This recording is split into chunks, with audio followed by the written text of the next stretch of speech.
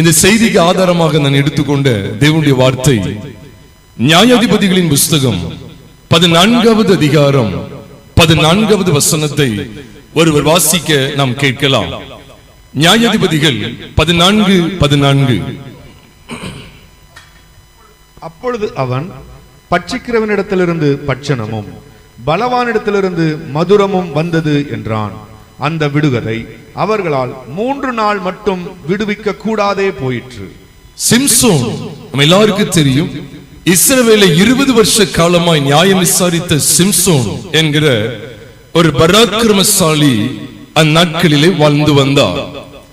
ராஜாக்களுடைய காலத்துக்கு முன்பாக நியாயாதிபதிகளுடைய காலம் இருந்தது என்பதை நீங்களும் நானும் நன்கு அறிவோம். இந்த செய்தியை தேவன் நமக்கு ஆசீர்வதித்து தருவாராக. சிம்சோனின் விடுகதை என்பதுதான் இந்த செய்திக்கான தலைப்பு. சிம்சோனின் விடுகதை, the riddle of Samson அப்படின்னு கூட சொல்ல முடியும். the riddle of Samson. இந்த செய்தியை நான் மற்ற இடங்களில் நான் பேசியிருந்தாலும் தாவீதின் கூடாரத்திலே கர்த்தருடைய வார்த்தையாக பகிர்ந்து கொள்ள வேண்டும் என்கிற ஒரு உணர்வை பெற்றேன்.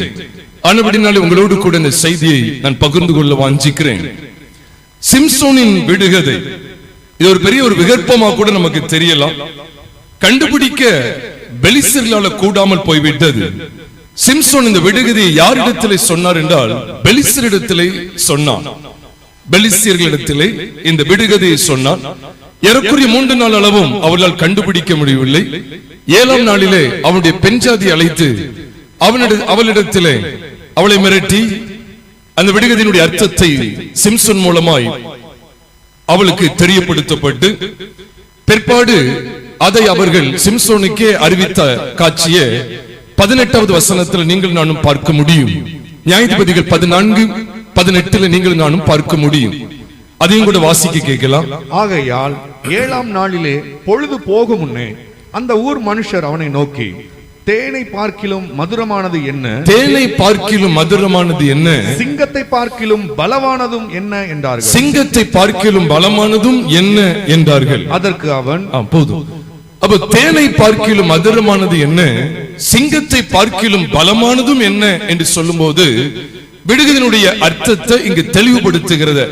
விடுகதையினுடைய அர்த்தத்தை இவர்கள் சிம்சோனிடத்திற்கே தெரிவிக்கிறத நீங்கள் நானும் பார்க்கிறோம். இந்த சிம்சோன் யார்? தான் கோத்திரத்திலே பிறந்த மனிதன். இந்த சிம்சோனுடைய பின்னணியை கொஞ்சம் நம்ம தியானித்து அதை தொடர்ந்து சிம்சோனின் விடுகதையை நாம் இந்த நாளில் உன்னிப்பாக உற்று கவனித்து ஆராய்ந்து இதில் சொல்லப்பட்டிருக்கிற அநேக ஆவிக்குரிய சத்தியங்களை நாம் கற்றுக்கொள்ள இருக்கிறோம். கர்த்தருடைய பரிசுத்த நாமம் மகிமைப்படுவதாக. இந்த சிம்சோன் நியாயாதிபதிகளில் ஒருவனாக எண்ணப்பட்டான். நியாயாதிபதிகளின் புஸ்தகம் 16வது அதிகாரம் கடைசி வசனத்தை நாம் பார்க்கும் போது கூட இஸ்ரவேலை 20 வருஷ காலமாய் அவன் நியாயம் விசாரித்தான் என்று வேதம் சொல்லுகிறது. எந்த சமயத்தில் என்று சொல்லி பார்ப்போமேயானால் அந்த நாட்களிலே யோசுவாவுடைய காலத்திற்கு பிற்பாடு இஸ்ரவேல் ஜனங்கள் எப்பெல்லாம் சோரம் போகிறார்களோ, எப்போதெல்லாம் கர்த்தருக்கு விரோதமான காரியங்களை செய்கிறார்களோ, அப்போதெல்லாம் கர்த்தர் இஸ்ரவேல் ஜனத்தை அந்நியர்கள் வசமாய் சத்துருக்கள் வசமாய் ஒப்பு கொடுக்கிற விதத்தை நியாயாதிபதிகளின் புஸ்தகம் 1வது அதிகாரத்திலிருந்தே நாம் பார்க்க முடியும். அவ்வளவாய் அநேக சத்துருக்களுக்கும் இஸ்ரவேல் ஜனங்களுக்கு இடையே பல முறை யுத்தம் வந்து கொண்டே இருக்கிறது. அந்த சமயங்கள்ல தான் சிம்சோனுடைய நாட்கள்லையும் இஸ்ரவேல் ஜனங்கள் பெலிஸ்தர்களிடத்திலே 40 வருஷம் அளவும் அடிமைப்பட்டிருந்தார்கள். நீ வேதத்தில் வாசிக்கும் போது நியாயாதிபதிகளின் புஸ்தகம் 13வது அதிகாரம் 1ஆம் வசனத்தை நாம் பார்க்கும் போது இஸ்ரவேல் ஜனமாகிய தேவனுடைய ஜனம் தங்களுடைய பாவத்தின் நிமித்தமாய் பெலிஸ்தர்கள் கையில எத்தனை வருஷம் இருந்தது? 40 வருஷம் அளவும் கர்த்தர் அவர்களை பெலிஸ்தர்கள் கையில் ஒப்பு கொடுத்தார் என்று சொல்லி நீங்கள் நானும் பார்க்க முடிகிறது. அப்ப இதோட பின்னணியை நீங்க அறியணும். அப்போதான் அந்த சிம்சோனுடைய விடுகதைக்கான அர்த்தத்தையும் ஆவிக்குரிய வெளிச்சத்திலே நாம் பார்க்க முடியும். அப்போ சிம்சோன் தன்னுடைய விடுகதையை பெலிஸ்தரிடத்திலே அறிவிக்கிற சமயமானது கிட்டத்தட்ட பெலிஸ்தர்கள் இஸ்ரவேலரை 40 வருஷம் அளவும் ஆளுகை செய்து கொண்டிருந்த நாட்கள். அந்த சமயத்துல தான் என்ன ஒரு இடத்துல கூட சொல்லுவாங்க, நியாயாதிபதிகளின் புஸ்தகம் 15வது அதிகாரத்துக்கு வரும்போது 15வது அதிகாரத்தில் சிம்சோன் யாருக்கும் பிடிகூடாதபடி இருந்தபடியினால அவனுடைய சொந்த கோத்திரத்தார், அதாவது சொந்த ஜனங்களே, யூதா மனுஷரே அவனிடத்துல வந்து, நீ அதாவது 11ஆம் வசனத்தை பார்க்கும்போது, நியாயாதிபதிகள் 15:11 பார்க்கும்போது, அப்பொழுது யூதாவிலே 3000 பேர் ஏத்தாமூர் கண்மலை சந்திற்கு போய், பெலிஸ்தர் நம்மை ஆளுகிறார்கள் என்று தெரியாதா அப்படின்னு சொல்லி கேட்கிறாங்க. பெலிஸ்தர்கள் நம்மை ஆளுகிறார்கள் என்று தெரியாதா, பின்ன ஏன் எங்களுக்கு இப்படி செய்தா என்று சிம்சோனிடத்தில் சொன்னார்கள். பெலிஸ்தர் நம்மை ஆளுகிறார்கள், இந்த வார்த்தை இதெல்லாம் நோட் பண்ண வேண்டியது.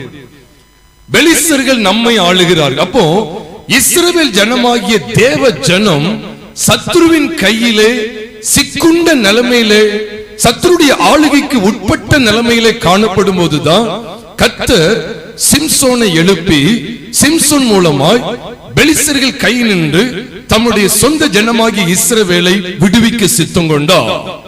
ஆகையினாலே சிம்சோன் பெலிஸ்தர்கள் கையில் இருந்த இஸ்ரவேல் ஜனத்தை மீட்டு ரட்சிக்க ஒரு இரட்சகனாக, ஒரு நியாயாதிபதியாக தேவனால் தெரிந்து கொள்ளப்பட்ட பாத்திரமாய் காணப்பட்டான் என்பதை நீங்களும் நானும் நன்கு அறிவோம்.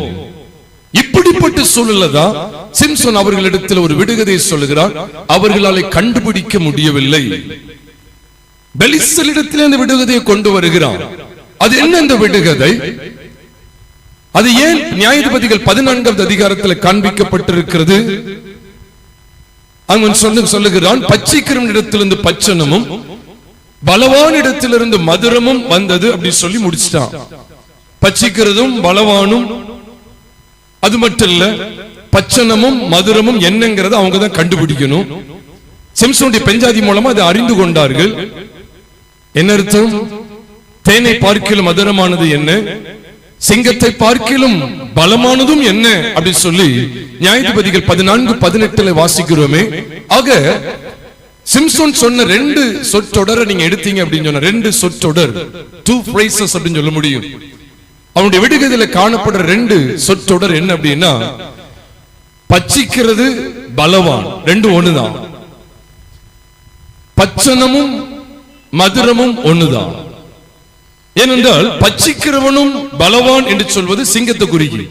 ஏன்னா சிங்கம் தான் இறைய பச்சித்து போடும், விழுங்கி போடும்.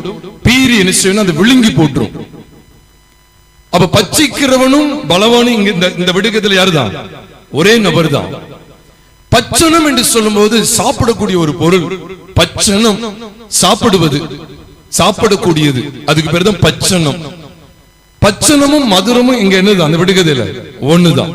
அதனாலதான் இங்க சொல்லப்பட்டிருக்கு, தேனை பார்க்கிலும் மதுரமானது என்ன, சிங்கத்தை பார்க்கிலும் பலமானது என்ன அப்படிங்கிறது இங்க சொல்லப்பட்டிருக்கிறது. இதோட அர்த்தம் என்ன? நான் சுத்தி வளைக்காம காரியத்துக்குள்ள வருகிறேன். அநேக செய்திகள்ல நிறைய காரியங்களை சொல்லிட்டு கடைசியில கிளைமேக்ஸ் ஆஃப் த மெசேஜ்ல நிறைய விஷயங்களை சொல்லுகிறது உண்டு. நான் சுத்தி வளைக்கல, காரியத்துக்குள்ளே போகிறேன். இது எந்த அர்த்தத்தை வெளிப்படுத்துகிறது அப்படின்னு சொன்னா, பெலிஸ்தர்கள் கண்டுபிடித்த பிற்பாடு பெலிஸ்தர்களுக்கு வேணா இப்படி தெரிஞ்சிருக்கலாம், பச்சிக்கிறதும் பலவானும் சிங்கம், அங்கே மதுரம் என்று சொல்லப்படுகிறது தேன் அப்படின்னு சொல்லிட்டு மூடிட்டு போயிடலாம்.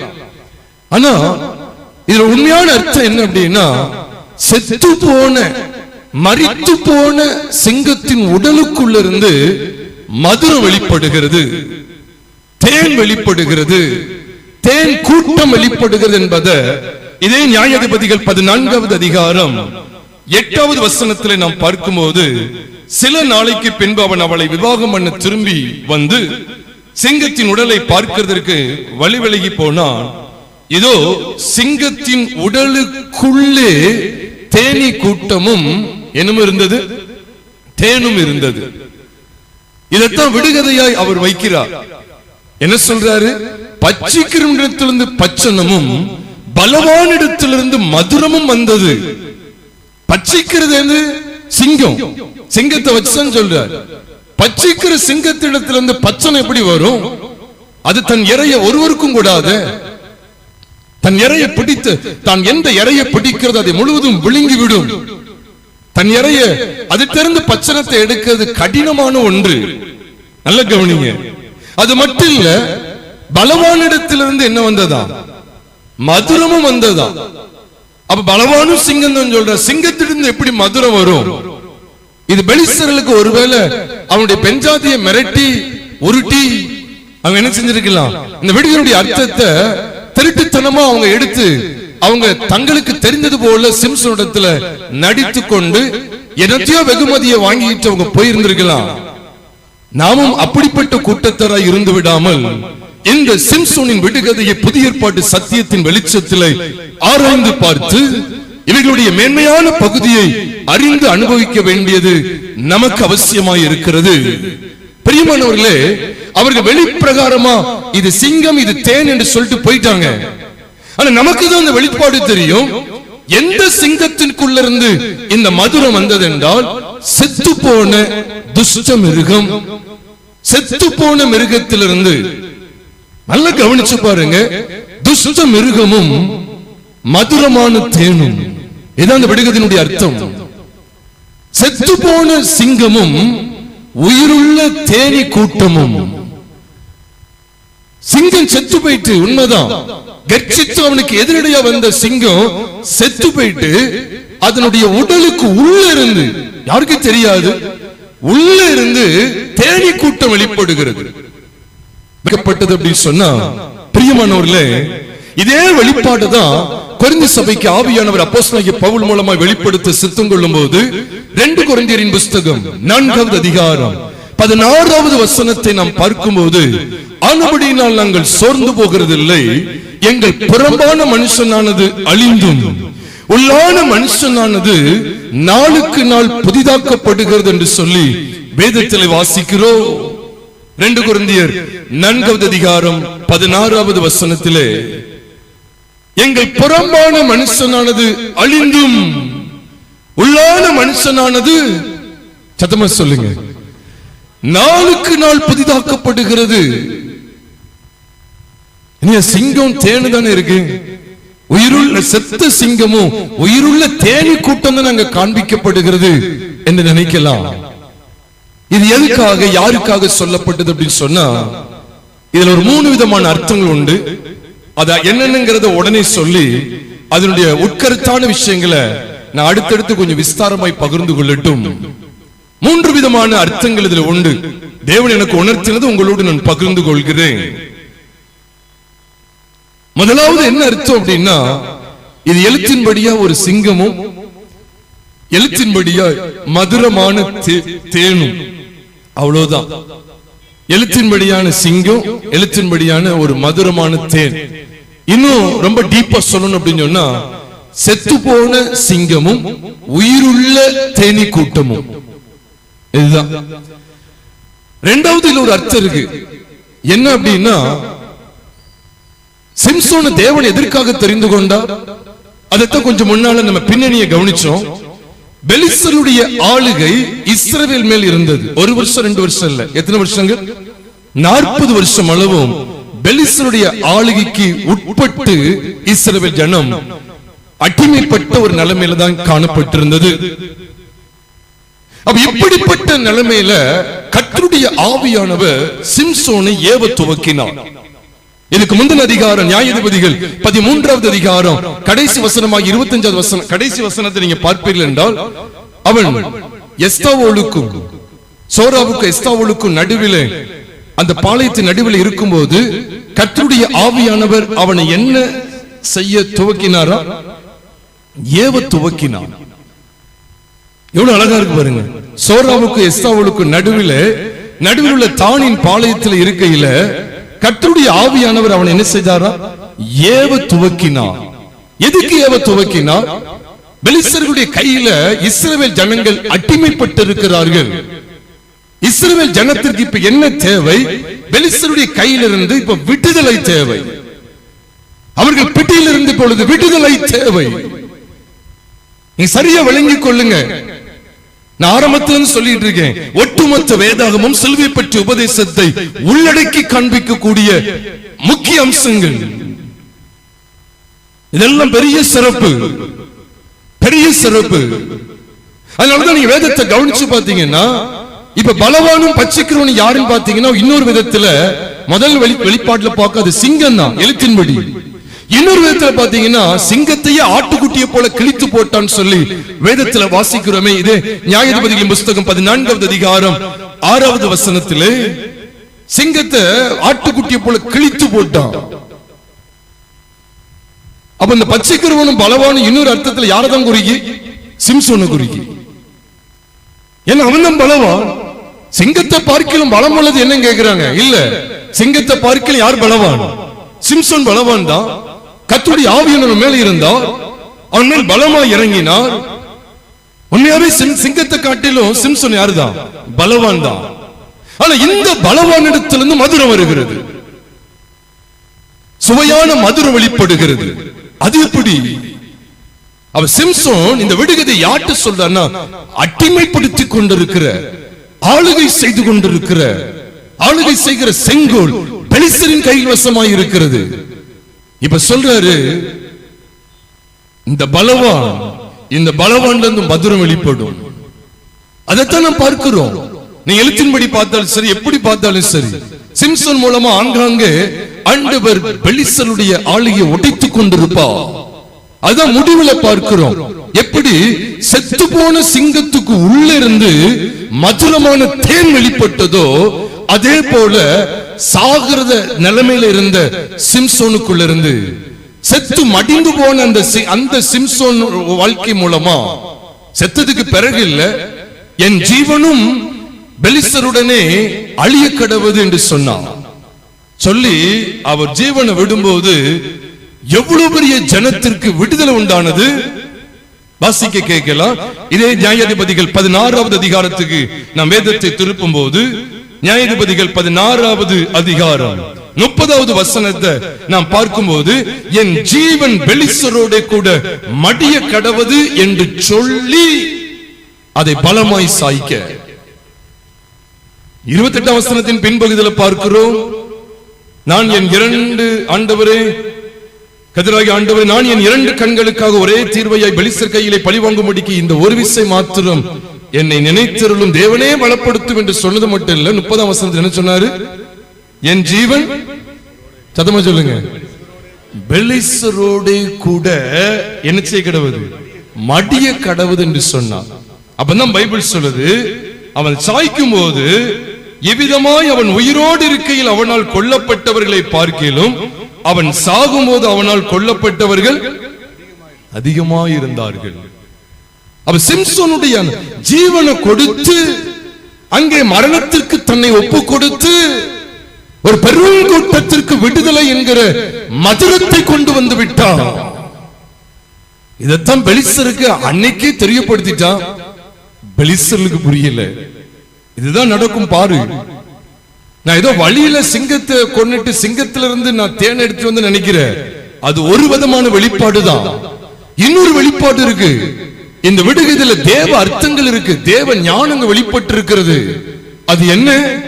சிங்கம் தான் எனக்கு அடையாளமா தான் இருக்குன்னு சிம்சோன் சொல்ல வர்றாரு. ஆனா இதுக்குள்ள இருந்து மதுரம் வெளிப்படும், அதை நீ பார்க்க தான் போற. என் ஜீவனை உள்ள கொடுத்து அநேகரனை மீட்க போகிறேன். மீட்பு என்கிற, விடுதலை என்கிற மதுரம் இதுக்குள்ள இருந்து புறப்படும் என்கிற ஆழ்ந்த வெளிப்பாட்டையும் காண்பித்துக் கொடுக்கிறார். இதையும் விட ஒரு பெரிய வெளிப்பாடு என்ன தெரியுமா? நல்ல கவனிச்சே வந்தீங்கன்னா தெரியும். சிங்கம் அரித்து அதுக்குள்ள உடல்ல இருந்து வர்ற தேனு சிம்சோனையும் அவனுடைய தாய் தோப்பனுக்கு மட்டும்தான் மதுரம், ஒரு 3 பேருக்கு மதுரம். இத 2வது வெளிப்பாடுல பார்த்தா யாருக்கெல்லாம் மதுரம்? சமஸ்த இஸ்ரவேலருக்கும் மதுரம். இந்த சிம்சோனுடைய மரணத்தின் மூலமா இந்த மரிக்கும் போது ஒரு பெரிய அசைவு ஏற்பட்டு விட்டது. உயிரோடு இருக்கும் போது அவன் அசைச்ச அசைவை விட அவன் சாகும் போது அசைச்ச அசைவு பயங்கரம், அதிகமா இருந்தது. அவ இதுல இருந்து கிடைக்கிற மதுரத்தை பார்த்தா, இந்த சிங்கத்திலிருந்து இப்ப வர்ற மதுரத்தை பார்த்தா லட்சக்கணக்கான ஜனத்திற்கு மதுரம். இப்ப இதையும் தாண்டி 3 பேருக்கு மதுரத்தை பார்த்தோம், 3 பேருக்கு மதுரத்தை பார்த்தோம், லட்சக்கணக்கான ஜனங்களுக்கு மதுரம். இதையும் தாண்டி இந்த வெளிச்சத்தை, இந்த சத்தியத்தை, புதிய ஏற்பாட்டு சத்தியத்துக்குள்ள கொண்டு வரும்போது மெய்யாகவே மெய்யாகவே நான் உங்களுக்கு சொல்லுகிறேன். யோவான் 12:24 சொல்லுகிறது. யோவான் சுவிசேஷம் 12:24 சொல்லுகிறது, மெய்யாகவே மெய்யாகவே நான் உங்களுக்கு சொல்லுகிறேன், கோதுமை மணியானது நிலத்தில் விழுந்து சாகாவிட்டால் தனித்திருக்கும், செத்ததே ஆகில் மிகுந்த பலனை கொடுக்கும் என்று வேதத்தில் வாசிக்கிறோம். கோதுமை மணிகள் இல்ல, கோதுமை மணி ஒன்னதான் காண்பிக்கிறார். இந்த வேத வசனத்துக்கு மேலையும் கீழையும் வாசி பாருங்க. கர்த்தராகிய இயேசு கிறிஸ்து தம்மை குறித்தும் நம்மை குறித்தும் சொல்லுகிறார். அவர் குறித்து மட்டும் இல்ல, அவர் மகிமைப்படும்படியான வேலை வந்து விட்டதுன்னு சொல்லி காமிச்சு கொடுக்காரு. அவருடைய மரணத்து குறித்து மட்டும் இல்ல, நாமும் அவருடைய மரணத்திற்குள்ளே பாவத்திற்கு செத்து நீதிக்கு பிழைத்திருக்கிற அந்த கோதுமை மணியினுடைய விளைச்சலை போல ஆவிக்கேற்றபடி நடந்து கொள்ளக்கூடிய சந்ததியாய் பெருகுவோம் என்பதையும் வெளிப்படுத்துகிறார். கர்த்தருடைய பரிசுத்த நாமம் மகிமைப்படுவதாக. கோதுமை மணி நிலத்துல விழும்போது ஒன்னே ஒண்ணுதான் விழும். ஆனா அது எழும்பும் போது பாத்தீங்கன்னா ஒன்னே ஒண்ணு இல்ல, எக்கச்சக்கமானவைகளை விளைவிக்க கூடியதாய், எக்கச்சக்கமானவைகளை எழுப்பக்கூடியதாய் காணப்படும். அதைத்தான் அங்கே கவனிக்கிறோம். ஒரே ஒரு துஷ்ட மிருகம் அது கிழிக்கப்பட்டு மரணத்தை சந்தித்தது. அதுக்கு உள்ள இருந்து அநேக கூட்டம், எவ்வளவு அழகா போட்டிருப்பாரு, தேனி கூட்டம் என்று சொல்லி இருக்கு.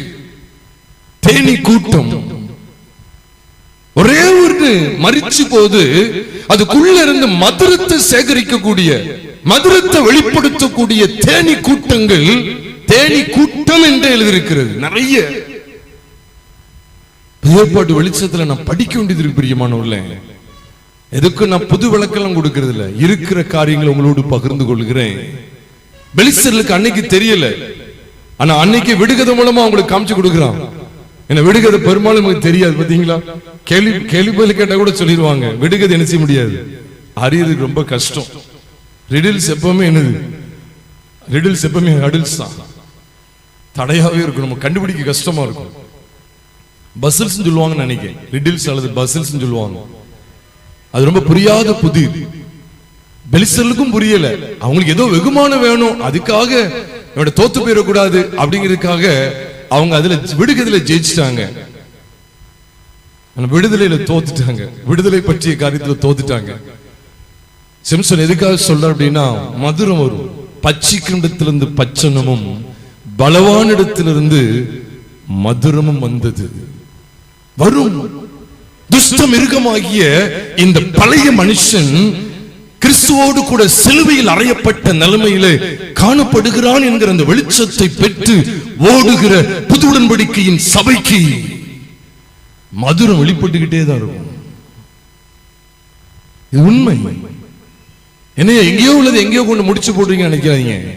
வேத வசனத்தை அப்படி உங்களோடு பகிர்ந்து கொள்ளுகிறேன். மதுரம் என்றால் என்ன, இந்த சிங்கம் எதுக்கு அடையாளமா இருக்கிறது, எல்லாத்தையும் உங்களோடு நான் பகிர்ந்து கொள்ளுகிறேன். மதுரத்தை பொதுவா பைபிள் எதுக்கு அடையாளமா சொல்லுது அப்படின்னு சொன்னா, வெட்ட வெளிச்சமா நான் உள்ளதை சொல்றேன், கர்த்தருடைய நீதி நியாயங்களுக்கும் கர்த்தருடைய உத்தமமான வார்த்தைகளுக்கும் அடையாளமாக மதுரம் காண்பிக்கப்பட்டிருக்கிறது. நீ வேதத்தை தாராளமா பார்க்கலாம். நீ நீதிமொழிகளின் புஸ்தகம் 16வது அதிகாரம் 24 வசனத்தை வாசிக்கும் போதும் கூட, நீதிமொழிகள் 16:24 வாசிக்கும் போது, இனிய சொற்கள் தேன் கூடு போல் ஆத்துமாவுக்கு மதுரமும் எலும்புகளுக்கு எப்படி இருக்குதா ஔஷதமாகும் அப்படின்னு சொல்லி வேதத்துல வாசிக்கிறோம். இனிய சொற்கள் அது என்ன அப்படின்னு சொல்லி வேதத்தில் ஆராய்ந்து நாம் ஆராய முற்படுவோமே ஆனால், வேதத்துல 119வது சங்கீதம் 103 வசனத்தை வாசிக்க கேட்போமே. 119வது சங்கீதம் 103 வசனத்தை வாசிக்க கேட்கலாமே. உம்முடைய வார்த்தைகள் என் நாவுக்கு எவ்வளவு இனிமையானவைகள், உம்முடைய வார்த்தைகள் என் நாவுக்கு எவ்வளவு இனிமையானவைகள், என் வாய்க்கு அவைகள் தேனிலும் மதுரமாயிருக்கும். பாருங்க, என் வாய்க்கு அவைகள் தேனிலும் எப்படி இருக்கும், மதுரமாயிருக்கும். கர்த்தருடைய வார்த்தைகள், இதைத்தான் கர்த்தருடைய வார்த்தைகள், கர்த்தருடைய நீதிகள், கர்த்தருடைய நியாயங்கள், கர்த்தருடைய கற்பனைகள், கட்டளைகள், அவருடைய உண்மை, அவருடைய சாட்சி என்று சொல்லி 19ஆம் சங்கீதத்துல 119 மட்டும் இல்ல, சங்கீதம் 19வது சங்கீதம் 10ஆம் வசனத்துல வாசிக்கும் போதும் கூட அவைகள் தேனிலும் தெளி தேனிலும் மதுரமாய் இருக்கிறது என்று சொல்லி அங்கு எழுதப்பட்டிருக்கிறது. அப்ப கர்த்தருடைய வார்த்தை, தேவனுடைய வார்த்தை மதுரத்துக்கு அடையாளம். தாராளமா நீங்க பார்க்கலாம், அது மதுரத்துக்கு அடையாளமா இருக்கிறது. நீங்க பழைய ஏற்பாட்டுல உங்ககிட்ட ஒரு கேள்வி கேட்கிறேன். பழைய ஏற்பாட்டுல ஒரு புஸ்தக சுருளை புசித்த மனிதன் யார்? புதிய ஏற்பாட்டுல ஒரு சின்ன புஸ்தகத்தை புசித்த மனிதன் யார்? புதிய ஏற்பாட்டுல யோவான், நம்ம எல்லாருக்கும் தெரியும். யோவான் இந்த புஸ்தகத்தை வாங்கி என்ன செஞ்சாரு? புசிச்சாருன்னு சொல்லி பார்க்கிறோம். பழைய ஏற்பாட்டுல ஒரு புஸ்தக சுருளை புசித்த மனிதன் எசேக்கியேல். 2 அதிகாரம் 3 அதிகாரத்துல நீங்க பாத்தீங்கன்னா ஒரு புஸ்தக சுருளை வாங்கி புசிப்பார். புசிச்ச உடனே பாத்தீங்கன்னா எல்லாமே கர்த்தருடைய வார்த்தைகள் எழுதியிருக்கும். ஏன்னா அது எங்க, அது வாய்க்குள்ள போகும்போது மதுரமா இருக்கும், உள்ள இறங்கும் போது கசப்பாயிட்டு இருக்கும். அது எதுக்கு அடையாளம் அப்படின்னு சொல்லி நீங்க 2 இடத்துலயுமே பார்க்கலாம்.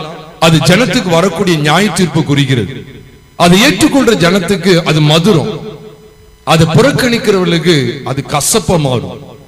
பிரியமானவர்களே, அது கர்த்தர் விதமாய் நியாயம் தீர்ப்பார் என்பதற்கு அடையாளமாகவே சில வெளிப்பாடாக ஆண்டவர் பேசுகிறத நம்ம வேதத்துல பார்க்க முடியும். அப்ப மதுரம் என்று சொல்லும் போது தேவ வார்த்தை, நீங்க வேதத்துல பார்க்கும்போது எப்படி இங்க தேனீ கூட்டங்களும் தேனும் இருந்தது என்று பார்க்கிறோமோ, இதே போலதான் வனாந்தரத்தில் இஸ்ரவேல் ஜனங்கள் 40 வருஷம் அளவும் எதை புசிச்சாங்களா? மன்னாவை புசித்தார்கள்.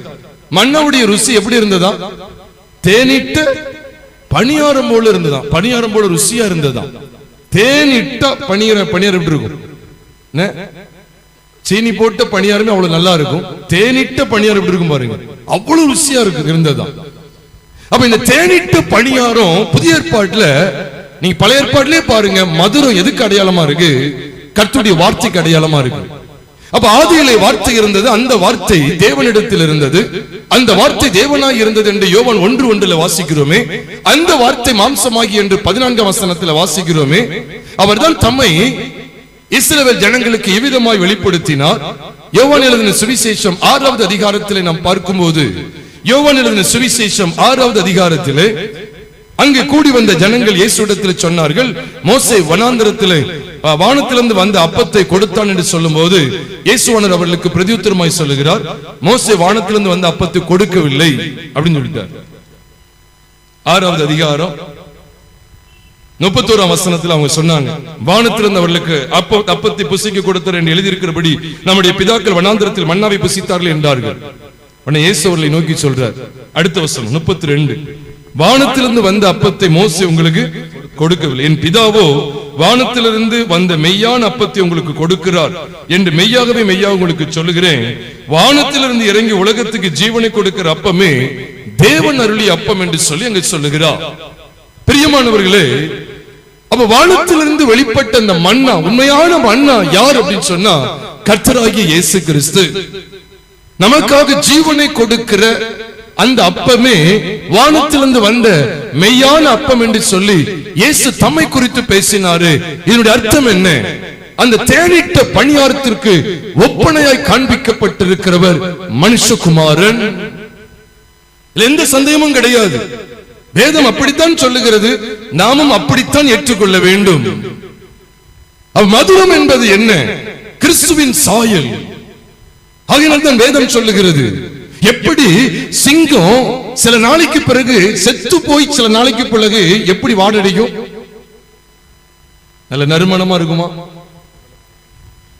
6ஆம் வசனத்துல அவன் சிங்கத்தை கிழிச்சு போட்டான்னு சொல்லி நியாயாதிபதிகள் 14:6 பார்க்கிறோம்.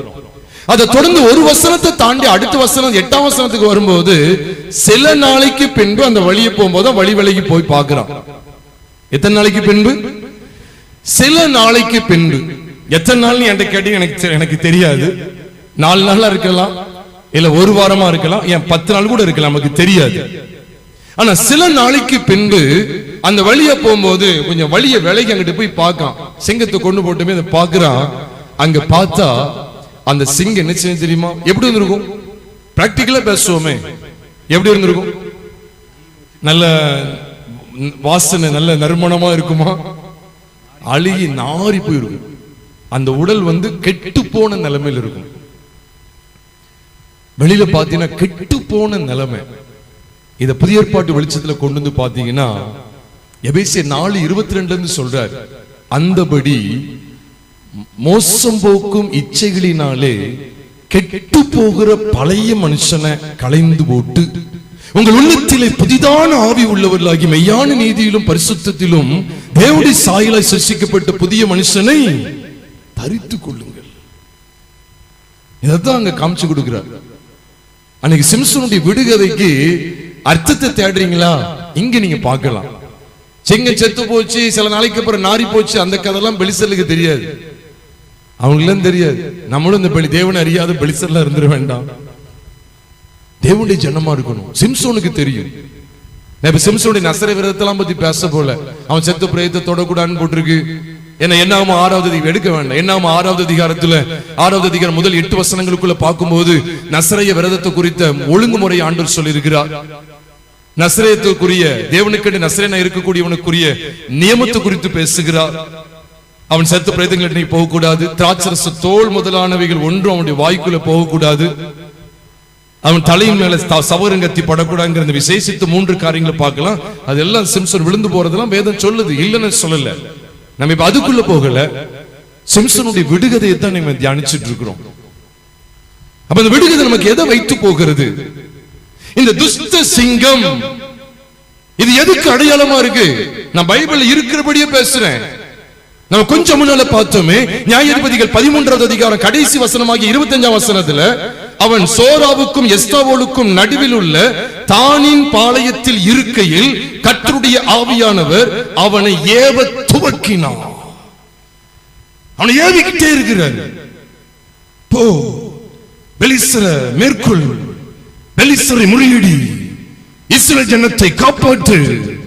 அவருக்கு தெரியும் இவன் ஜீவனை விட்டுதான் இஸ்ரவேலை காப்பாற்ற முடியும், அவருக்கு தெரியும். அதுக்குதான் அந்த விடுகதை. சிங்கம் செத்து அதுக்கு உள்ள இருந்து ஜீவன் வெளிப்படுகிறது. குமாரனாகிய கிறிஸ்து உங்களுடைய என்னுடைய பழைய மனுஷனாகிய ஆதாமை சிலுவையில மாண்டு போக செய்து அடக்கத்துக்கு ஒப்பு கொடுத்து நாரி போகும். நம்முடைய பழைய மனுஷனுடைய கதை நாரி போகும். இப்ப எழுந்திருக்கும் போது இதே பழைய மனுஷன் தான், ஆனா தரித்திருக்கப்பட்டது மதுரத்தின் சாயல். மதுரம், என் கண்களின் பார்வை மதுரமாகிய கர்த்தருடைய வார்த்தையை வெளிப்படுத்தும். என் வாயின் வார்த்தைகள், என் சிந்தைகள், என்னுடைய ஒவ்வொரு நடக்கையும் மதுரமாகிய தேவனுடைய வார்த்தையானவரை வெளிப்படுத்த வேண்டும். இதுதான் சிம்சோனுடைய விடுகதைக்கு உண்மையான அர்த்தம். அன்றைக்கு கொஞ்சம் ஜனம், ஒரே ஒரு சிங்கம், அதுக்கு சத்து ஒரு 3 பேருக்கு மதுரத்தை கொண்டு வந்துட்டு, சிம்சோனுடைய பெற்றோருக்கு 3 பேருக்கு மதுரத்தை கொண்டு வந்துட்டு, சிங்கத்திலும் பலமுள்ள சிம்சோன் மடிந்து ஒரு பெருங்கூட்டத்துக்கு மதுரத்தை கொண்டு வந்துட்டான். சிம்சோனிலும் பெரியவர் உங்களுடைய என்னுடைய பாவ மனுஷனை கெட்டு போக ஒப்பு கொடுத்து லட்சங்கள் கோடிகள் எண்ணிறந்த ஜனங்களை மதுரத்துக்குள்ளே கொண்டு வருகிறார். Praise God. அறியணும் பிரியமானவர்களே, அறியணும்.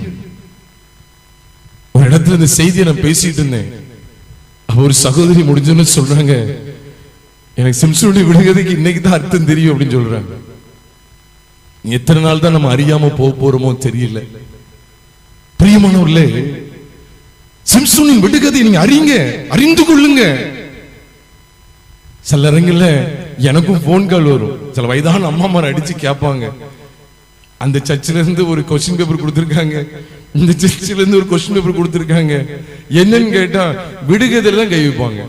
எம்மா விட்டுறீங்க, விடுகதை தெரியாது.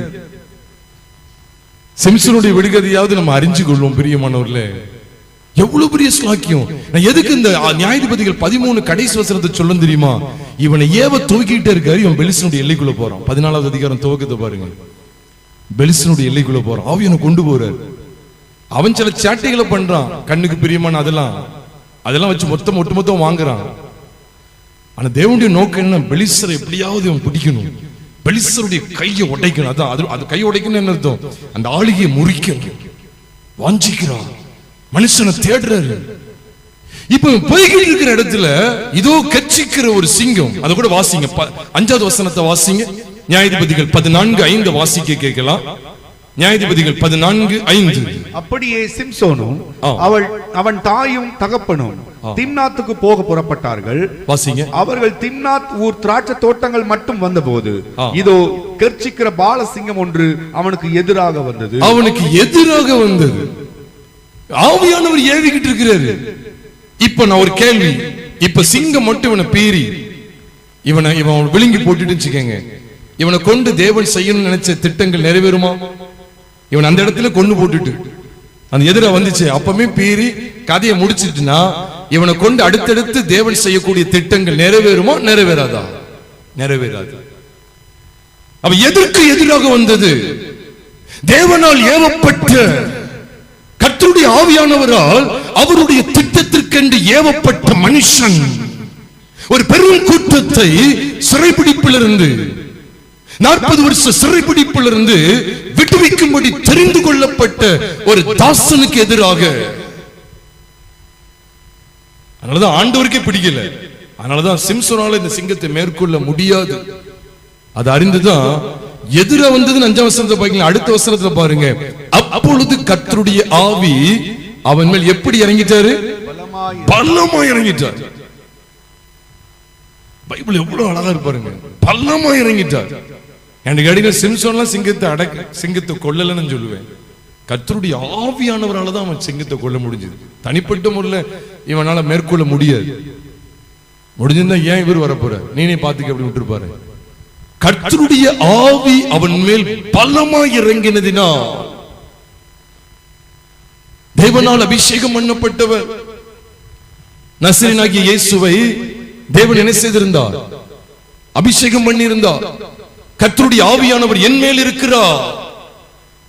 அது சொல்லிட்டுதான் சொல்றாரு, சிறுமைப்பட்டவர்களுக்கு விடுதலை கூற, நொறுங்குண்ட ஆத்துமாக்களை கட்ட, ஒடுங்கி போன ஜனத்தை விடுவிக்க. நீ தாராளமா பைபிளை பார்க்கலாம். அது லூக்கா 4வது அதிகாரமாக இருக்கட்டும், ஏசாயா 61வது அதிகாரமாக இருக்கட்டும். யாரை குறித்து சொல்லப்பட்ட தீர்க்கதரிசன வார்த்தைகள் அவைகள்? இயேசு கிறிஸ்து, குமாரன், சிலுவையில் அறையப்பட்ட கிறிஸ்து. கர்த்தருடைய ஆவியானவர் என் மேல் இருக்கிறான் சொல்லிட்டு தான் அடுத்தடுத்த கட்டவிழ்த்தெல்லாம் பத்தி பேசுறார். ஸ்கிரீன்ல கூட போட்டிருக்காங்க. கர்த்தருடைய ஆவியானவர் என் மேல் இருக்கிறார், சிறுமைப்பட்டவர்களுக்கு சுவிசேஷம் அறிவிக்க, நொறுங்குண்டவர்களுக்கு காயம் கட்டுதல், சிறைப்பட்டவர்களுக்கு. இதுலதான் இருக்கு. அப்ப இதெல்லாமே சிம்பாலிக்கா ஆரம்பத்திலே காண்பிக்கப்படுது. நம்ம சிங்கம் தேனு அப்படின்னு காட்டுக்கு தான் போகணும். சிங்கத்தை பார்க்கணும், அப்புறம் காட்டுக்கு போய் சிங்கத்தை பார்க்க தான் முடியும், பார்த்து திரும்பி வர முடியாது. பிறகு நம்மளும் அதே மாதிரி கர்த்தருடைய ஆவியானவர் வந்து நம்மள இறங்கிடுவாரு, சிங்கத்தை கிழிச்சு போடலாம். அதுக்காக காண்பிக்கப்பட்டது அல்ல. நீ நிறைய தப்பான அர்த்தங்கள்லாம் சொல்லப்படும் நான் நினைக்கிறேன், எனக்கு சரியா தெரியல. சிங்கம் எடுத்து வந்தது அதே போல உங்க வீட்டு பக்கத்து வீட்டுல எடுத்து வந்தாங்களா, ஆண்டு ஒரு கை பார்த்துரும் இல்லைங்க. சிங்கம் பொதுவாக என்ன தெரியுமா? சீரும். புதிய ஏற்பாட்டில் ஒரு மனுஷன் சிங்கம் தான். பாத்தீங்கன்னா தர்சு பட்டணத்தனாகிய சவுல். நீங்க பாருங்க, அப்போஸ்தலர் 9வது அதிகாரம் 1ஆம் வசனத்தை வாசிச்சு பார்ப்பீர்கள் என்றால், அவன் சீரினானே இருக்கு, சீரினே இருக்கு. அவன் சிங்கம் தான். நீங்க வேணா வாசிங்க, அந்த வசனத்தை வாசிங்க. அப்போஸ்தலர் 9வது அதிகாரம் 1ஆம் வசனத்தை வாசிக்க கேட்கலாம். சவுல் என்பவன் இன்னும் கர்த்தருடைய சீஷரை பயமுறுத்தி கொலை செய்யும்படி, இன்னும் கர்த்தருடைய சீஷர், இன்னும் ஏன் இன்னும் போட்டிருக்குன்னா 8வது அதிகாரம் 3ஆம் வசனத்துல போட்டிருக்கு, சவுல் வீடுகள் தோறும் நுழைந்து புருஷரையும் ஸ்திரீகளையும் இழுத்து கொண்டு போய் அவர்களை காவலில் போடு வைத்து சபையை பாழாக்கி கொண்டிருந்தான் இருக்கு. அப்போஸ்தலர் 8:3. அப்ப 9:1 போட்டிருக்கு, இன்னும் விடல, சீர்றான் சவுல். இன்னும் கர்த்தருடைய சீஷரை பயமுறுத்தி கொலை செய்யும்படி சீரி பிரதான ஆசாரியரிடத்திற்கு போய், சீரி பிரதான ஆசாரியரிடத்துக்கு போய், சீரினா என்ன செஞ்சிருப்பான்? தலையை சீவிட்டு போகல. எப்படி சீரி அப்படின்னா சிங்கம் தான் சீரும். இவன் சிங்கம் தான். துஷ்டம், துஷ்டத்தனம். இது துஷ்டத்தனமா இல்லையா? இவன் ஒரு துஷ்ட மிருகம். இந்த மிருகத்தை வழியில் அடக்குறாரு பாருங்க. இந்த மிருகத்துக்கு கண்ணு தெரியாமே போயிடுச்சு. அப்புறம் தான் இந்த துஷ்ட மிருகம் சாந்தமுள்ள எனது ஒரு பிராணியா மாறுது. இவன் துஷ்டன். ஏன்னா ஸ்திரீகளையும் புருஷரையும் அதை வந்து காட்சியில் கொண்டு வந்து பாருங்களேன். இதை படமாக்கி பாருங்களேன். உங்களை டைரக்டரா நீங்க வச்சு இருந்து படமாக்கி பாருங்களேன். அப்போஸ்தலர் 8:3 கலாத்தியர்ல அவர் சொல்ற விஷயத்தை, நான் பழைய ஆரம்பத்தில் சபையை துன்பப்படுத்தினாலும் சொல்றாரு, அது எல்லாத்தையும் எடுத்து பாருங்க. இதுலயும் பாருங்க, எது அப்போஸ்தலர் 8:3 சவுல் வீடுகள் தோறும் நுழைந்து ஒவ்வொரு வீடு வீடா போய் பிள்ளைகள் அங்க அழுதுட்டு இருக்கும். புருஷரையும் ஸ்திரீகளையும் தான் போட்டு, குழந்தைகளை போடல. புருஷரையும் ஸ்திரீகளையும் இழுத்து கொண்டு போய் காவலில் போடு வைத்து சபையை பாழாக்கி கொண்டு தான் இருக்க. அவ்வளவு பேர்த்தையும் கரகரகன இழுத்துட்டு போற காட்சியை நீங்க படமாக்குங்க பார்ப்போம். எவ்வளவு ஒரு துஷ்ட மிருகம் பாருங்க. இந்த பழைய மனுஷனை உடைக்கிறார். கிறிஸ்துவ வாழ்க்கை என்ன? மதுரம் வெளிப்படணும் ஐயா. மதுரம் என்கிற தேவ வார்த்தையின் வாழ்க்கையில வெளிப்பட வேண்டும். மதுரம் என்னும் தேவனுடைய வார்த்தையானவர் என்னிலிருந்து வெளிப்பட வேண்டும். இதைத்தான் பவுல் தன் வாழ்க்கையில அனுபவமாக்கி கொண்டார். அதனாலதான் சொன்னார் கலாத்தியர் 2:20 அடிக்கடி தியானிக்கிற வசனம், நாம் அடிக்கடி தியானிக்கிற வசனம் கலாத்தியர் 2:20 சொல்லுகிறது, கிறிஸ்துவுடனே கூட சிலுவையில் அறையப்பட்டு ஆயினும் பிழைத்திருக்கிறேன். இனி சிங்கம் அல்ல, தேனி கூட்டம் தான். இனி நான் அல்ல, கிறிஸ்துவே எனக்குள் பிழைத்திருக்கிறார் அப்படின்னு சொல்றார். இனி நான் அல்ல, கெட்டு போகிற மோசம் போக்கும் இச்சைகளினாலே கெட்டு போகிற பழைய மனுஷனாகிய நான் எனும் ஆதாம் அல்ல, ஜென்ம சுபாவத்திற்குரிய மாம்சீக மனுஷனாகிய பாவ சரீரம் கொண்ட ஆதாம் அல்ல. நீங்களுக்கு கிறிஸ்தவம் எப்படி போய்கிட்டு இருக்கு? சமீபத்தில் ஒருத்தர், எனக்கு ஒரு நண்பர், ஆவிக்குரிய சகோதரர், எனக்கு ஒரு வீடியோ அனுப்பியிருந்தாங்க. இப்பவுமே என்கிட்ட இருக்கு, போன்ல தான் இருக்கு. அங்கி போட்டு கருப்பு கயிறு கட்டி இருக்கிறாரு, சீராரு பாருங்க சீற்றம். ஒரு விசுவாசி அடிக்க போறாரு, ஆபீஸ் ரூம்ல இருந்துட்டு மக்கள் எல்லாம் பிடிக்காங்க, பெண்கள் கூட அவர் கைப்பிடிச்சு இழுக்காங்க. வேண்டாம் வேண்டாம், அவனை அடிக்க முட்ட மாட்டேன், அவனை என்ன சிரம் பாருங்க சொல்றாரு. அப்படியே பார்த்தா அவருக்கும் தாடி இப்படி இருந்துச்சு. இது ஒரு சிங்கம் தான். நிலைமை எவ்வளவு மோசம் தெரியுமா? இன்னைக்கு நிலைமை எவ்வளவு மோசம் தெரியுமா? நான் உண்மையிலே முகஸ்துதிக்கு சொல்ல, இங்க வருகிறவர்கள் உண்மையிலே பேறு பெற்றோர் தான் சொல்லணும், பாக்கியவான். என்னத்தை கண்டுட்டோம் நினைக்கீங்க?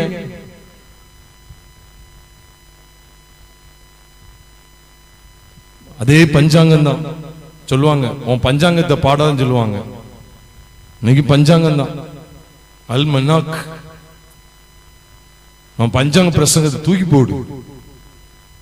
உனக்குள்ள தேவாவியானவர் உண்டா? மிருகத்தை அடக்கி போடக்கூடிய, கிழித்து போடக்கூடிய கர்த்தருடைய ஆவியானவர் உன்னிடத்தில் உண்டா? அவர் கிழித்து போட்ட சில நாளைக்கு அப்புறம் பார்த்தா அதுக்குள்ள இருந்து மதுரம் வெளிப்படும். இதைத்தான் நான் பார்க்கணும். எபேசியர் 4:22 நாம் படிச்சோம். என்ன பார்க்கிறோம்?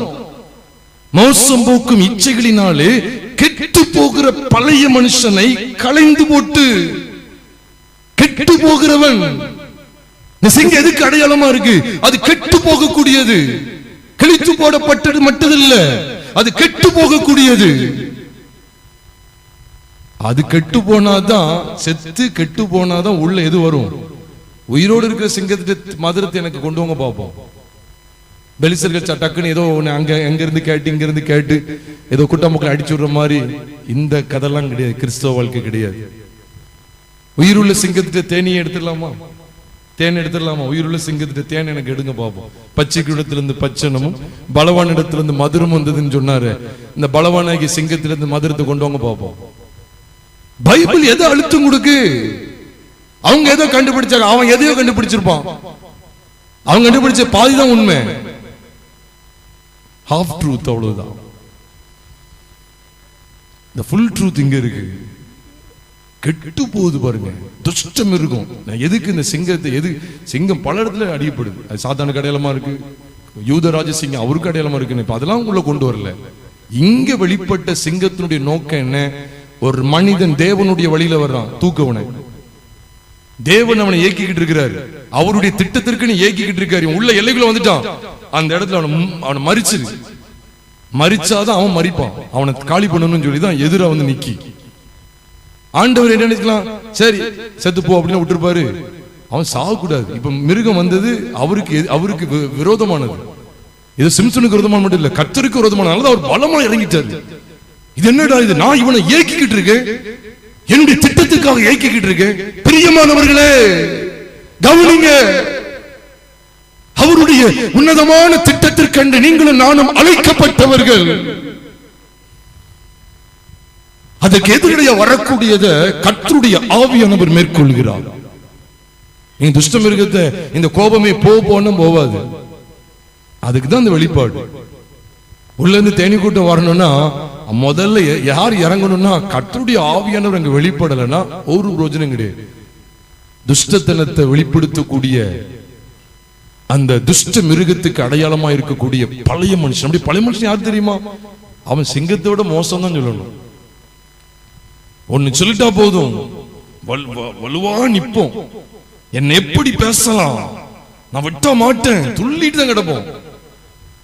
ஆரம்பத்தில் இயேசு கிறிஸ்து அறியறதுக்கு முன்னால அறிஞ்சாலும் டூப்ளிகேட்டா பாரம்பரிய சபைக்கு சும்மா போயிட்டு வருவேன். அப்படி இருந்த சமயத்துல யாராவது கையை வச்சுட்டாங்க ஏசிட்டாங்கன்னா வீட்டுல கிடந்து துள்ளிட்டு கிடப்பேன். சிங்கம் துள்ளுற மாதிரி கெச்சிப்பேன். அவனை என்ன செய்யறன்னு பாருங்க. வீட்டுல கிடந்துட்டு நான் ஏதாவது பண்ணிடுவேன். அப்புறம் வீட்டுல கிடக்குற இந்த கட்டை போட்டு அடி ஒட்டைக்கிறது, நான் அவனை எப்படி அட்டிக்குதான் போறேன்னு சொல்லிட்டு. ஆதாம் எப்படி இருக்கான் பாத்தீங்களா?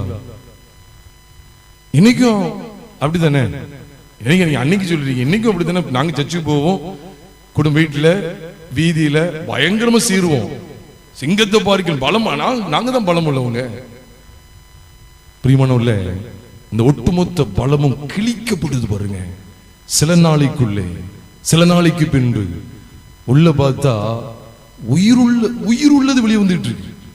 என்ன வெளியே தான் பார்த்தா செத்துட்டு. ஆமா, பவுல் கிடைச்ச வெளிப்பாடு, எங்கள் புறம்பான மனுஷனானது அழிந்தும் உள்ளான மனுஷனானது நாளுக்கு நாள் புதிதாக்கப்படுது.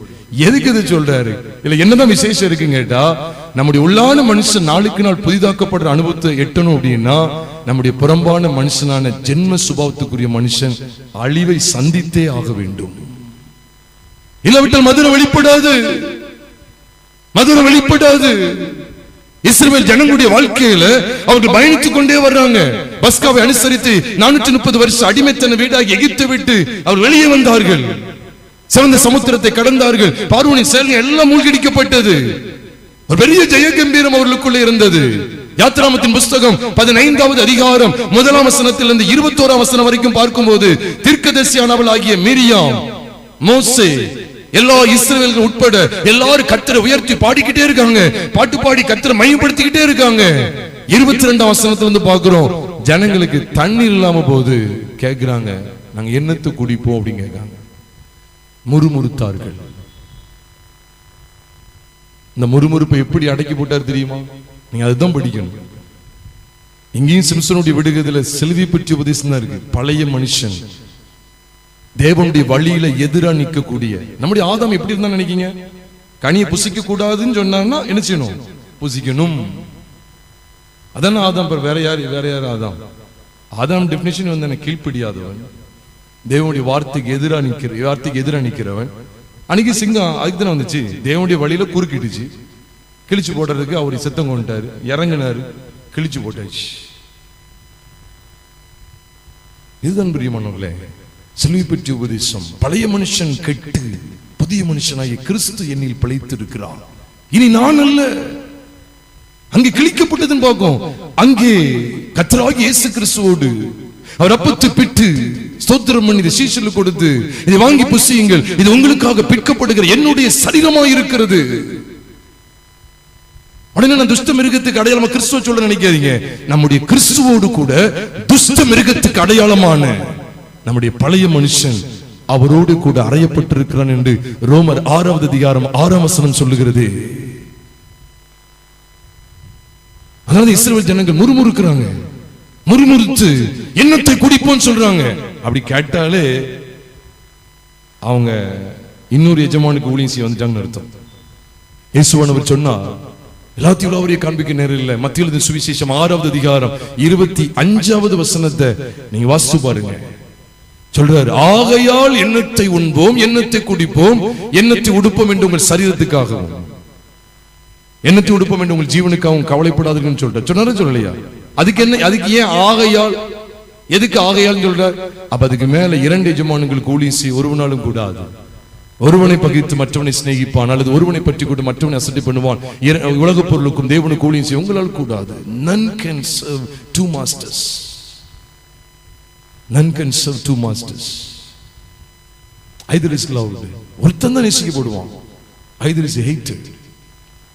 வேதத்தை பாருங்க பிரியமானவர்களே, இதை சொல்லிட்டுதான் சொல்ற, எண்ணத்தை உண்போம், எண்ணத்தை புசிப்போம் என்று உங்கள் ஜீவனுக்காகவும், எண்ணத்தை உடுப்போம் என்று உங்கள் சரீரத்துக்காகவும் கவலைப்படாதிருங்கள். ஆகையா ஏங்க 2 எஜமான் இருக்கு, ஒன்னு உலக பொருள், இன்னொன்னு என்ன, தேவன். அதனால சிம்சனுடைய வாழ்க்கையை நாம் பார்க்கிறோம், அவன் சொன்ன விடுகதையை பார்க்கிறோம், அந்த விடுகதையுடைய பின்னணியை பார்க்கிறோம். துஷ்டத்தனம் கொண்ட மிருகம் கிழிக்கப்பட்டு நாட்டம் கொண்டது, கெட்டு போன நிலைமைக்கு போகிறது. அது கெட்டு போயிட்டுனா உள்ள இருந்து என்ன வந்துடும், மதுரம் வந்துடும். விடிய விடிய கதை கேட்டு வேற கதையாயிடக்கூடாது. விடிய விடிய கதை இல்லை, இது விடுகதை. கவனமா கவனிங்க. நம்ம எந்த இடத்துல இருக்கிறோம்? மதுரம் வெளிப்படுகிறதா? என் வாயிலிருந்து மதுரமான பேச்சு. மதுரனா கர்த்தருடைய வார்த்தை, தேவனுடைய வார்த்தை. ஆதியிலே வார்த்தை இருந்தது, அதான் கிறிஸ்துவின் சாயல். உயிர்த்தெழுதலின் சாயல் என்ன? தேவனுடைய வார்த்தையானவருடைய சாயல் தான் அது. மதுரம் வெளிப்பட்டுக்கிட்டே இருக்கணுமே. நீங்க நல்லா கவனிச்சு பாருங்க, செத்தது ஒரே மிருகம் தான், ஆனா உள்ள இருந்து வந்தது எவ்வளவு தெரியுமா? தேனீ கூட்டம். இதுதான் முதல்ல சொன்னேன். யோவான் 12:24 கவனிச்சோமே. மெய்யாகவே மெய்யாகவே நான் உங்களுக்கு சொல்லுகிறேன், கோதுமை மணியானது, மணிகள் இல்ல, singular, மணியானது, only one grain, only one grain. கோதுமை மணியானது நிலத்தில் விழுந்து சாகாவிட்டால் தனித்து இருக்கும்.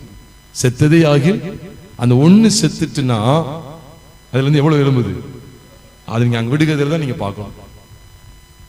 அந்த ஒண்ணு துஷ்டத்தனம் கொண்ட அந்த துஷ்டத்தனம். நான் இன்னும் அந்த சிங்கத்தை எதுக்கு சொல்லிட்டே இருக்கேன்னா, அவனை ஏவ தோக்குறாரு. 13 கடைசியிலிருந்தே பிடிச்சிடணும். சிம்சோனுடைய அந்த வழி அதுலதான். ஏவ தோக்கிக்கிட்டு இருக்காரு. இவன் பெலிஸ்தருடைய எல்லைக்கு போகணும், அவங்களை வாங்கணும், அவனுடைய கையை முறிக்கணும், அவனுடைய ஆளுகையை முறித்து போடணும், அனுப்பிக்கிட்டு இருக்கிறாரு. குறுக்க சிங்கம் வருது, இவர் இறங்கிட்டாரு. என்ன இது? சிங்கம் அவனை இறையாக்குறதுக்கு அவனை கொண்டு போறார். சொல்லுங்க, கர்ச்சிக்கிற சிங்கம் வருது, கர்ச்சிட்டு வருது. அதுக்கு ஆண்டு கொண்டு வந்தாரு. கோபத்தினாலும் எரிச்சலினாலும் இச்சைகளினாலும் சிக்குண்டு சின்னப்பண்ணம் ஆகிறதுக்கு உங்களை என்ன தேவன் அழைச்சாரு? மதுரத்தை வெளிப்படுத்த. அந்த ஜாக்கிரதை இல்ல இன்னைக்கு தேவ ஜனத்திடத்துல. ஏதோ வந்தோம் போனோம் சொல்லி போய்கிட்டு இருக்காங்க. பச்சைக்கிறவன் தான் சிங்கம், பச்சைக்கிறது தான். விட்டாது புட்டிச்சு இழுத்துரும். ஆனா அதுக்குள்ள பிரச்சனை வருமா? வரும். நான் சாட்சியா இருக்கிறேன். துரோகிங்க, பயங்கரமான பாவியா இருந்தேன். பயங்கரமான துஷ்ட மிருகம். சிங்கத்தை விட பயங்கர மிருகம் தான் சொல்லுவேன். அவ்வளவு ஒரு பெரிய மிருகம். ஆரம்பத்தில் கேட்டிருக்கேன் அண்ணனுடைய சாட்சி. தெரிகாட்டுல போய் பேப்பர்ல அப்படி எழுதி மிருகத்தினுடைய சுபாவங்களை எல்லாம் எழுதியிருக்காங்க. இந்த துஷ்ட மிருகமாகி இந்த சிங்கத்தினுடைய இந்த மூர்க்கம், கோபம், என்னுடைய இச்சைகள் எல்லாத்தையும் எழுதி அவைகள் கர்த்தராகிய இயேசு கிறிஸ்துவின் இரத்தத்தினாலே அது நிராகரிக்கப்படுகிறது, அவருடைய மரணத்தினாலே பரிகரிக்கப்பட்டு விட்டது. அந்த விசுவாசத்தோட தான் அந்த தேரில அவங்க வந்தாங்க. ரட்சிப்பு, இதான் ரட்சிப்பு. நான் அங்க ஆசீர்வாதத்தை எடுத்தேன். அதான் ஒரு 2 நாளுக்கு முன்னால ஒரு சகோதரி சொன்னாங்க, இங்க பக்கத்துல நடந்ததுன்னு சொன்னாங்க. பக்கத்துல உங்களை இருந்து ஒரு 6-7 கிலோமீட்டர் தான் இருக்கும்னு நினைக்கிறேன். ஐயர்வாள் பார்த்தாரு, ஆசீர்வாதத்தை நம்ம எடுத்துருன்னு சொல்லி எடுத்துட்டாரு. எடுத்துட்டு வீட்டுக்குள்ளதான் வந்தாரு. அவ அப்பா செத்துட்டாரு. அன்னையோடு முடிவு பண்ணிட்டாரு, நான் ஆசீர்வாதத்தே வேண்டாம்பா. அதுல ஒரு பெரிய ஆசீர்வாத தட்டு வச்சுக்காதுங்க. அவன் ஆசீர்வாதத்தோட போவான் பாருங்க நரகத்துக்கு. எடுக்கீங்களா? ஆசீர்வாதத்தை எடுக்கீங்களா? எவ்வளவு கேவலமான ஒரு நிலைமைக்கு போயிட்டு பார்த்தீங்களா? பாவங்க. இதெல்லாம் ரட்சிப்பு கிடையாதுங்க. உண்மையாவே ஆண்டவர் என் பாவத்தை உணர்த்தி இருக்கிறாரா? நான் பாவத்துக்கு உண்மையா மனஸ்தாபப்பட்டிருக்கிறேனா? கர்த்தருடைய ஆவியானவர் எதுல செயல்படுறாரு பாருங்க. ஏன் அந்த கர்ச்சிக்கிற சிங்கம் தேவனுடைய வழியில எதிர்த்து நிக்கி அங்க பாருங்க. பிள்ளையாம் ஏற்கனவே சொல்லிட்டாரு, இன்னும் அவன் கர்த்தர் என்ன சொல்றான்னு பாக்கன்னு கேட்கிறான். அது உள்ளான விஷயம் என்னன்னு பார்த்து பேதுருக்கு ஆவியானவர் வெளிப்படுத்துற 2 பேதுரு 2ஆம் அதிகாரம் 15-16 வாசித்தா, அவன் அநீதத்தின் கூலியை விரும்பி தன் அக்கிரமத்தின் நிமித்தம் கடிந்து கொள்ளப்பட்டான். பேசாத மிருகம் மனுஷர் பேச்சை பேசி தீர்க்கதரிசியின் மதிக்கேட்டை தடுத்தது. அங்க அவனுக்கு எதிரடி வந்து நிக்கிறார். அவர் சொல்றார், உன் வழி எனக்கு மாறுபாடா இருந்தா அவனுக்கு எதிரியாக புறப்பட்டு வந்தேன். அவன் வழி சரியில்லை. தேவனுடைய வழியில நம்ம கரெக்டா போய்கிட்டு இருக்கிறோமா? சிம்சனுடைய காரியத்தை பாருங்க. அவன் ஏவ துவக்குகிறாரு. அவன்கிட்ட சில பலவீனம் இருக்கு, நான் இல்லைன்னு சொல்லல, பலவீனம் இருக்கு.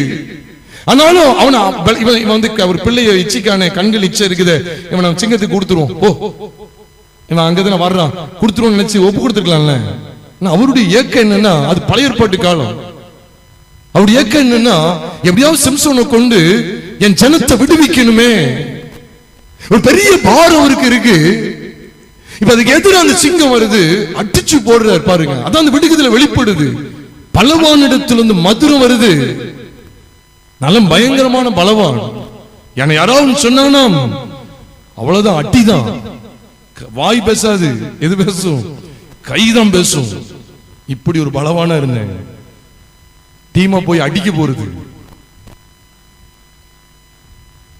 முரட்டுத்தனம், இது எல்லாத்தையும் ஆவியானவர் அடக்கி போட பழைய மனுஷன் மறிச்சிட்டான்னா அடுத்து என்ன செஞ்சிருவான்? நாரிடுவான், கெட்டு போயிடுவான். அதுக்கப்புறம் தேனி கூட்டத்தினுடைய ஜாலிதான். என்னது தேனி கூட்டத்தினுடைய ஒரே நோக்கம் என்ன? மதுரத்தை சேர்த்துக்கிட்டே இருக்கும். இங்க பைபிள் வாசிக்கிறது கிடையாது, ஜெபிக்கிறது கிடையாது. ஞாயிற்றுக்கிழமை சும்மா அப்படி தட்டிட்டு இப்பா துசியா இருக்கு, இன்னைக்காவது எடுத்துட்டு போவோம். மதுரத்தை சேர்க்கிற அனுபவம் எவ்வளவு அழகா இருக்கு. கிறிஸ்துவின் சுபாவத்தை சேர்த்துக்கிட்டே இருங்க. தேவ வார்த்தையானவராகிய மதுரத்தை சேர்க்கிற பகுதி தானே காமிக்கப்பட்டிருக்கு. வெளியில பார்த்தா கெட்டு, ஆமா இந்த பழைய மாம்ச சரீரம் செத்து போயிட்டு இந்த பாவ சரீரத்தை கலைந்து போட்டாச்சு. இந்த பழைய மனுஷன் சிலுவையில் அறையப்பட்டாச்சு. அவன் சிம்சோனின் விடுகதை எடுத்தாலும் சிலுவை பற்றி உபதேசம் தானா? ஆமா, இதுலதான் நிக்கிறோம். எந்த டாபிக்னாலும் சரி, மறுபடியும் சொல்றேன், படிச்சு சொல்றேன். இதுதான் அர்ப்பணம் செய்வோமா?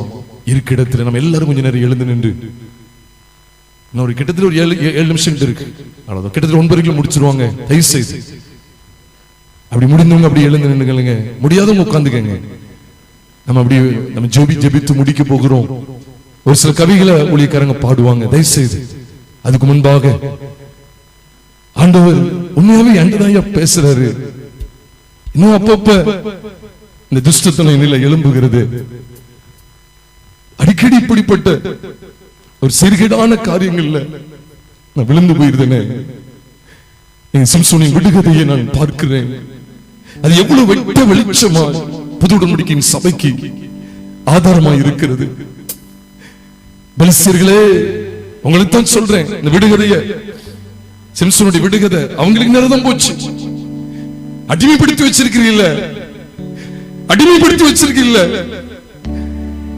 பாரு, நீ மேற்கொள்ளப்படுவ.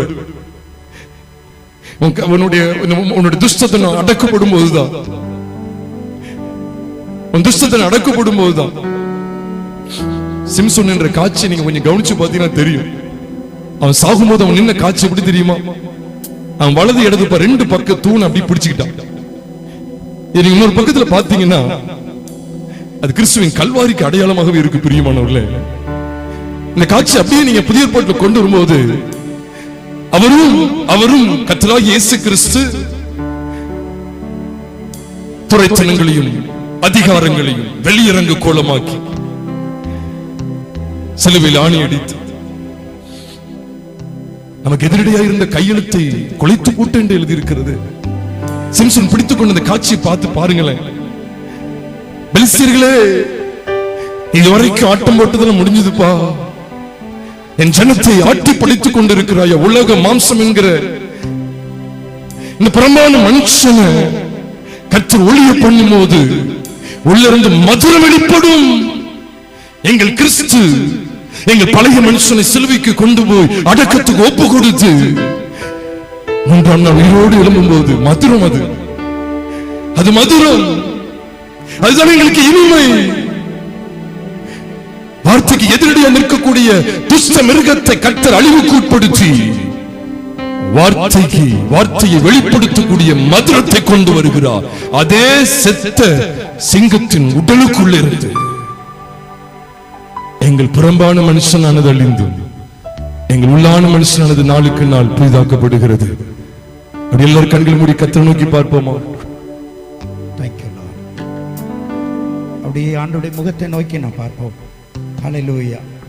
நம்மை புதிதாக்கும்படிக்கு நம்முடைய ஆவியானவராலே நம்மை நிரப்பும்படிக்கு நம்ம அர்ப்பணத்தோடு நாம் ஜெபிக்க போகிறோம். பழைய மனுஷன் ஒளிந்து போக தேவ சாயலால் சிருஷ்டிக்கப்பட்ட புதிய மனுஷனை தரித்து கொள்ள ஆவியானவரே என் வாழ்க்கையில் செயலாற்ற வேண்டும் என்று சொல்லி அர்ப்பணத்தோடு ஆண்டவருடைய முகத்தை நோக்கி நாம் பார்க்க போகிறோம். Thank you Lord. உள்ளார்ந்த மனிதன் நாளுக்கு நாள் புதிதாக்கப்படுகின்ற நேரம் இது. உள்ளார்ந்த மனிதன் நாளுக்கு நாள் புதிதாக்கப்படுகின்ற நேரம் இது. சோர்ந்து போகாதே நீ, சோர்ந்து போகாதே, சோர்ந்து போகாதே நீ, சோர்ந்து போகாதே. அதி சீக்கிரத்தில் நீங்கிவிடும் இந்த லேசான உபத்திரவம். அதி சீக்கிரத்தில் நீங்கிவிடும் இந்த லேசான உபத்திரவம். ஈடு இணையில்லா மகிமை இதனால் நமக்கு வந்திடுமே.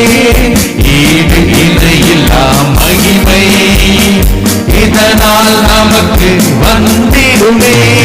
சோர்ந்து போகாதே நீ, சோர்ந்து போகாதே, சோர்ந்து போகாதே நீ, சோர்ந்து போகாதே.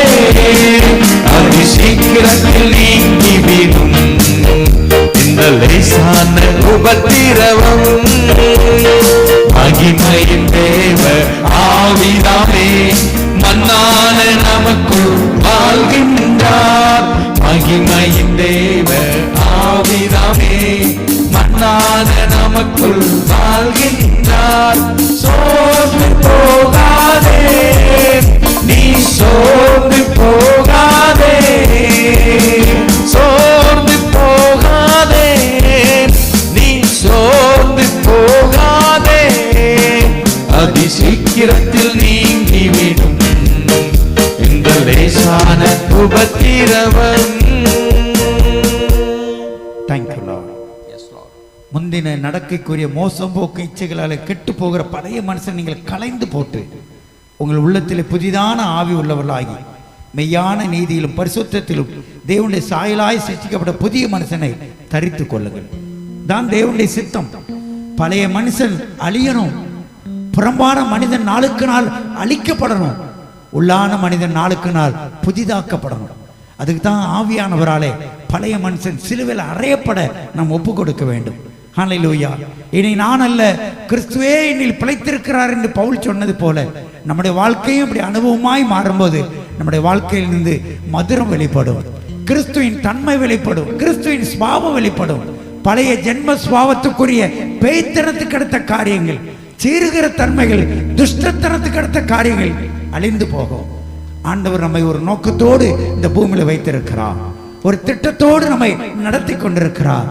கோதுமை மணியானது செத்ததே ஆகில் அது மிகுந்த பலனை கொடுப்பது போல நம்ம பழைய மனிதன் சாக ஒப்பு கொடுத்தா நம்முடைய வாழ்க்கையில மதுரம் உண்டாகும், பட்சிக்கிறவனிடத்திலிருந்து பட்சணம் உண்டாகும், பலவானிடத்திலிருந்து மதுரம் கிடைக்கும்.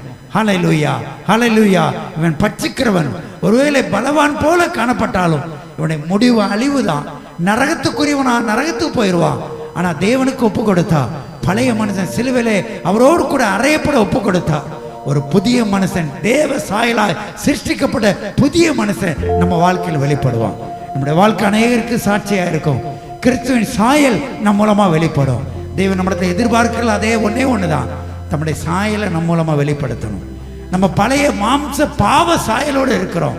ஆதாம் வீழ்ச்சி அடைந்ததுனால, பாவம் செய்ததுனால உள்ள அந்த பாவ மாம்ச சாயலோடு வாழ்ந்து கொண்டிருக்கிறோம். ஆண்டவரே, இந்த பாவ மாம்ச சாயல் அல்ல, கிறிஸ்துவின் சாயல் என்னிலே வெளிப்பட என்னை அர்ப்பணிக்கிறேன்னு சொல்ல போறோம்.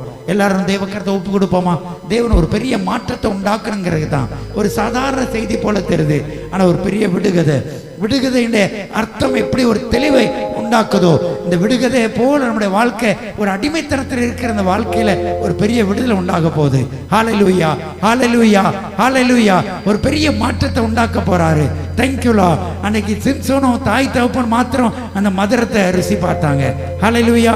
சிம்சோன் மூலமா ஒருவேளை இஸ்ரவேல் ஜனங்கள் மாத்திரம் அந்த மதுரத்தை ருசி பார்த்தாங்க. ஆனா கிறிஸ்துவனுடைய மரணத்தை, அந்த மரணத்தை நம்ம விசுவாசிக்கும் போது இந்த அநேகர் திரள் கூட்டமான ஜனம், ஒரு ஆத்மா கூட கெட்டு போகுது எனக்கு சித்தம் இல்லை, எல்லாரும் ரட்சிக்கப்படணும், தேவனை அறிகிற அறிவை அடையணுங்கிறதா அவருடைய சித்தம்.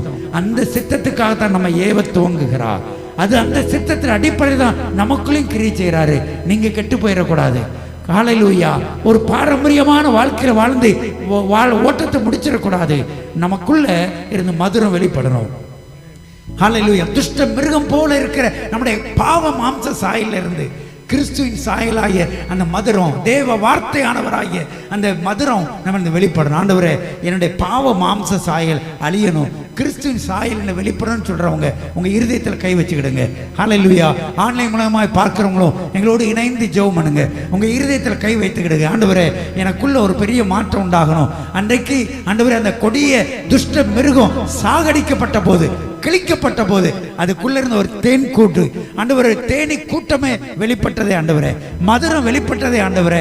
அதே போல என்னுடைய பாவ மனுஷன் அழிக்கப்படும் போது, அவன் கிழிக்கப்படும் போது, ஆவியானவரே, நீர் என்னிலே செயலாற்றும்படி என்னை விட்டு கொடுக்கிறேன்னு சொல்லுவோமா? தேவனுடைய பிரசன்னம் இன்னைக்கு நம்ம உண்டாகும்படிக்கு, தேவ ஆவியானவரை சந்திக்கும்படி, பழைய மனுஷன் முற்றிலுமாய் சிலுவையில் அறையப்பட அவன் பிழைக்க கூடாது. ஆண்டவரே, இனி நான் அல்ல, கிறிஸ்துவே என்னில் பிழைத்திருக்கிறார் வார்த்தை நிறைவேற என்னை அர்ப்பணிக்கிறேன்னு சொல்றவங்க இருதயத்தில் கை வைத்து ஜெபம் பண்ணுங்க. தேவனுடைய பிரசன்னம் நம்மை சந்திக்கிறது.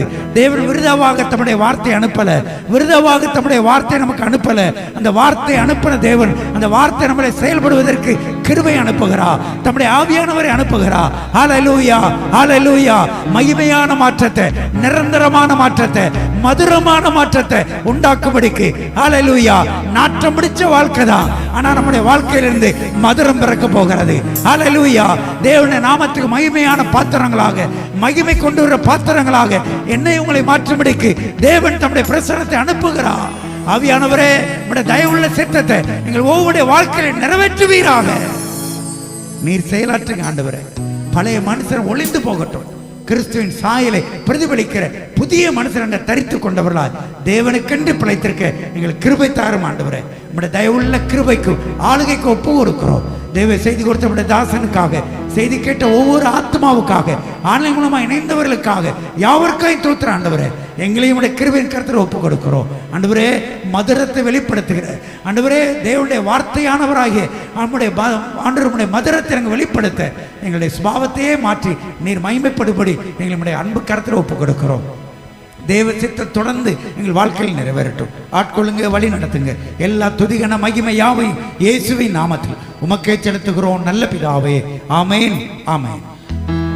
சுயமென்னில் சாம்பலாய் மாற சுத்தாவியே அனல் மூட்டும், சுயம் பெற்று மாமிசம் சாக தேவாருள் செய்குவி.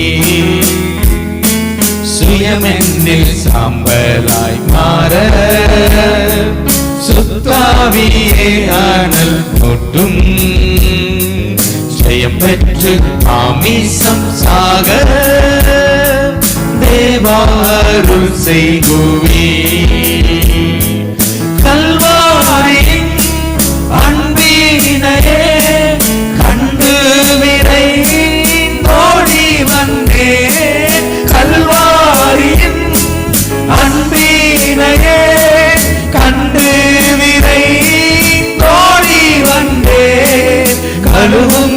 திரு ரத்தத்தாலே கரை நீங்க இருதயத்தை கழுவும் உம் திரு ரத்தத்தாலே கரை நீங்க இருதயத்தை ஆவியோடு ஆத்துமா சரீரம் அன்பரே உமக்கென்றும் தீந்தே ஆலயமாக்கிய இப்போ ஆசீர்வதித்தருளும் ஆலயமாக்கிய இப்போ ஆசீர்வதித்தருளும் கல்வாரியின் அன்பினையே கண்டு விரை தோடி வந்தே கல்வாரியின் அன்பினையே கண்டு விரை தோடி வந்தே கழுவும் திரு ரத்தத்தாலே கரை நீங்க இருதயத்தை